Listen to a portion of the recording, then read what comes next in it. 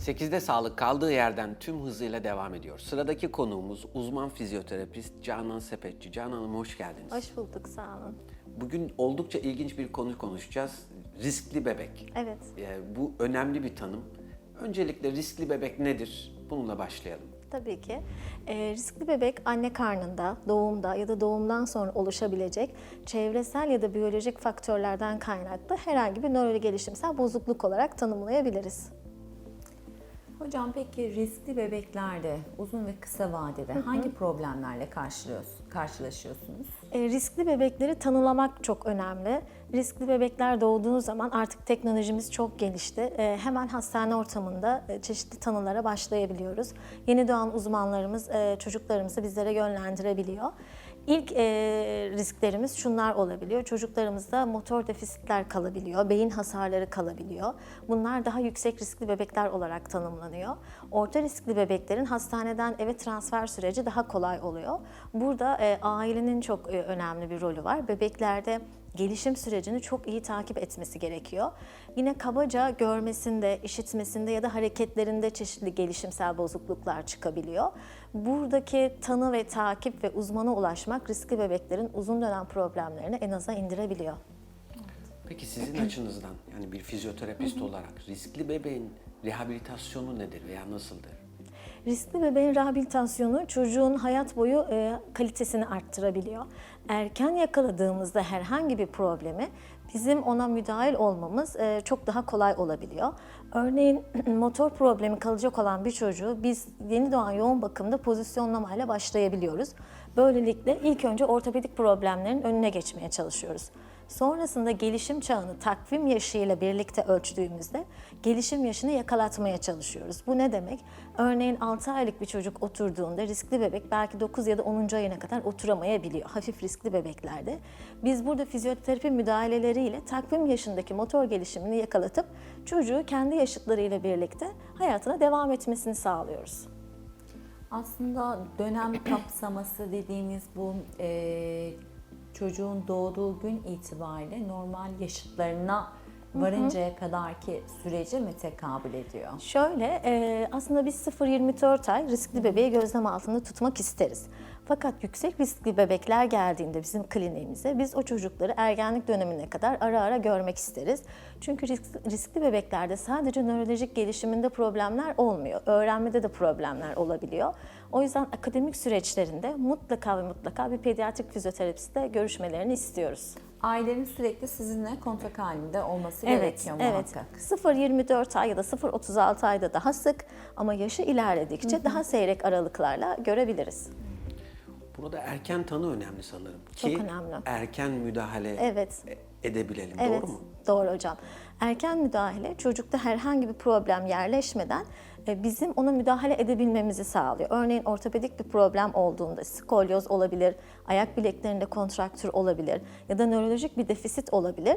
Olmadan engelleyebilirsek hayat kalitesini daha arttırırız. Olduktan sonra müdahalemiz ya da çözüm bulmaya çalışmamız biraz daha zor olabiliyor. Daha sınırlı oluyor. Evet. Canan Hocam, peki prematüre doğan bebeklerde gelişiminde nelere dikkat etmemiz gerekiyor bizlerin? Ebeveyn olarak. Ailelerin dikkat etmesi gereken çok önemli noktalar var. Ben şunu öneriyorum tüm danışanlarıma. Çocuk sahibi olmak isteyen insanlar öncelikle çocuk gelişiminin kabaca motor noktalarını bilmesi gerekiyor. Örneğin bir çocuğun bilişsel gelişiminde biz neler bekliyoruz? Motor gelişiminde biz neler bekliyoruz? Ya da duysal gelişiminde neler bekliyoruz kısmını bilirsek biraz daha dikkatli olabiliriz. Bu ne demek? Çocuğumuz sürekli ağlıyorsa, huzursuzsa, gerginse, uyumakta zorlanıyorsa, pozisyonunu alamıyorsa, dönemiyorsa gibi ya da belli bir ayı geldiğinde henüz oturamıyorsa mutlaka ve mutlaka bir uzmandan destek almamız gerekiyor. Bu riskli bebekte iş hem size hem aileye düşüyor. Kesinlikle anladığım hocam. kadarıyla. Yani bu gelişim süresince hem sizin açınızdan hem aile açısından bu nasıl desteklenebilir riskli bebek? Aileye pozisyonları öğretmemiz çok önemli. Çünkü kliniğe gelme süreleri oldukça az ama ailenin yanında 24 saat boyunca yaşamlarına devam ediyor bebeklerimiz. Öncelikle tıbbi olarak bakımlarını öğrenmeleri gerekiyor ailelerin. Tıbbi bakımlarına çok dikkat etmeleri lazım. Örneğin medikal tedavileri varsa bunlara dikkat etmeleri lazım. pozisyonlamaları, cihazları ya da farklı durumları varsa, epilepsi gibi durumları varsa bunlara oldukça dikkat etmeleri gerekiyor. Sonrasında bizim öğrettiğimiz çeşitli yaşına göre uygun, nöromotor gelişimine uygun egzersizleri mutlaka kararında zorlukla çocuklara uygulamaları gerekiyor ki çocuklar herhangi bir ortopedik problemi olmadan yaşıtlarını yakalayabilsinler. Peki hocam, riskli bebeklerin kontrol süreçleri nasıl? Getirdi bebeğine kişi, ebeveyn getirdi. Haftada bir şeklinde mi yoksa ayda bir şeklinde mi, nasıl ilerliyor Biz periyot? burada 3'e ayırıyoruz. Yüksek riskli, orta riskli ve düşük riskli bebekler diye ayırıyoruz.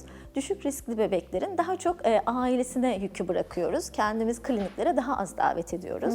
Fakat yüksek riskli bebekleri en az haftada bir kere pediatrik terapistin görmesini istiyoruz. Aynı zamanda tıbbi olarak da bir çocuk ortopedisti, bir çocuk nörolojisi ya da yeni doğan uzmanının mutlaka gözetim altında kalmasını istiyoruz. Yani multidisipliner bir yaklaşım var Kesinlikle, aslında burada. kesinlikle. Şuna da dikkat çekmek isterim. Yani serebral palsi gibi zaten belirgin olan veya prematüre bebek gibi erken yaşta tanı alabilen çocuklar kadar aslında fark edilmeyen Evet. durumlar da söz konusu. Evet. Sonuçta size bu noktada da aslında çok iş düşüyor değil mi? Evet. Ya biz zaten burada çok önemli dikkat çekmek istiyoruz ve önemli vurgulamak istiyoruz. Çünkü bir bebek zaten tanı aldığı zaman aile o tanı ile birlikte belli bir yola koyulabiliyor. Fakat tanısı olmayan riskli bebekleri gerçekten tanılamak ve yakalamak çok önemli. Bu çocukları biz ya serebral palsi, motor defisit ya da sağlıklı çocuk haline getirebiliyoruz. Buradaki durum oldukça önemli. Örneğin çocuk nöbet geçiriyordur, epilepsi nöbetleri geçiriyordur fakat aile bunu fark edemeyebilir. Ya da örneğin çocuk gevşek bebektir, hipotondur ama ailemizde var, babası geç yürüdü, annesi geç oturdu şeklinde tanımlayarak gerçekten geç ve dönüş olmayan noktalarda bize başvurabilirler. Ailenin tanımlaması, bizlere getirmesi ve terapi süresine kendisinin de profesyonel bir şekilde dahil olması oldukça önemli. Şimdi ekran başında izleyen muhakkak bebeği olan kişiler vardır ya da çevresinde bir akrabasının çocuğu olan vardır. Yani bunu evet fark etti, şüphe etti. Kime getirmeli? Yani fizyoterapiste mi getirmeli? Hayır. Tanıyı kim koyacak peki? Tanıyı hekim koyacak. Önce nöroloji hekimine ulaşacak. Evet. Eğer nöroloji hekimine ulaşamıyorsa bir çocuk doktoru hekimine ulaşacak ya da çocuk ortopedi uzmanına ulaşacak. Çocuğun bir tanısı olması şart değil. Belki bazen tanısı olamayabiliyor. Fakat orada biz riskli bebek kategorisine çocuğu sokuyoruz ve bir izlem sürecine giriyor. Bu izlem sürecinde multidisipliner ekiple gitmesi gerekiyor. Bir tarafta tıbbi boyutunun gitmesi gerekiyor. Bir tarafta hemşirelik bakımına ihtiyacı varsa bakımının gitmesi gerekiyor. Bir tarafta fizyoterapi, diğer tarafta da ailenin psikolojik olarak desteklenmesi gerekiyor. Bu bebekler bazen oldukça bakımı zor bebekler olabiliyor. Psikolojik destek de gerçekten ailenin ihtiyacı olan bir durum haline geliyor. İşinizin bir parçası da zaten aileyi eğitmek sanırım. Tabii değil mi? ki hocam. Yani tek başınıza sizin Mümkün gayretinizle değil. olacak bir şey değil bu. Mümkün değil. Çünkü bebeğin 24 saat bir hayatı var. Gün boyunca o bebeğin pozisyonu, oyunu, öğrenme süreci, motor süreci, yaşıtlarını yakalamasındaki aktiviteleri ya da belli bir yaştan sonra okul süreci, bunların hepsini aile rehberlik etmek durumunda. Biz de aileye rehberlik etmek durumundayız. Burada yardımcı cihazlar veya aileye bu tip tavsiyeleriniz de oluyor mu? Tabii ki. Özellikle serebral palsi gibi nörolojik bir tanısı olan çocukların ciddi derecede ortopedik cihazları olabiliyor. Ayakta durma sehpaları, masaları ya da ayak bilekleri için kullandığımız afoları, ayakkabıları bize rehabilitasyon sürecinde oldukça faydalı oluyor.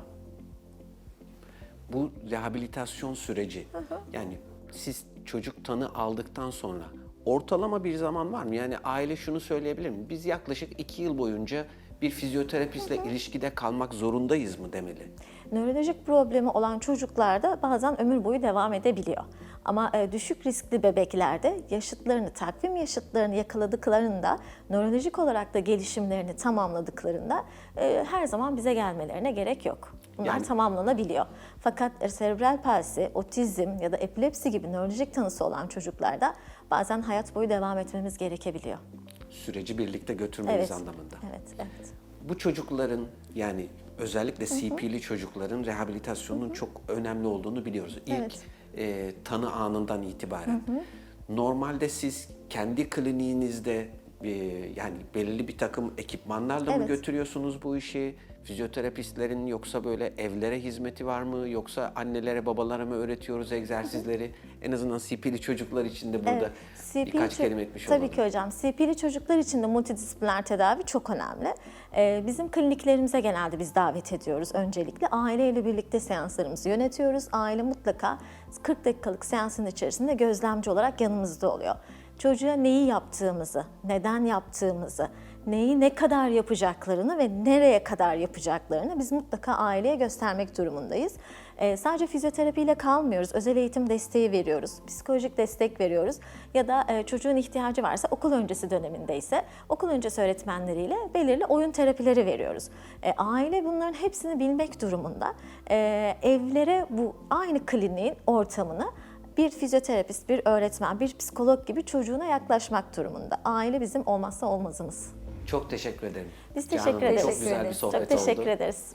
Bugün 8'de Sağlık'ta konuğumuz uzman fizyoterapist Canan Sepetçi ile riskli bebek. Bu önemli tanımı konuştuk. Tedavide rehabilitasyonun rolünü, fizyoterapistlerin rolünü ve yaklaşımı konuştuk. Çok güzel bir sohbet oldu. 8'de Sağlık kaldığı yerden devam ediyor.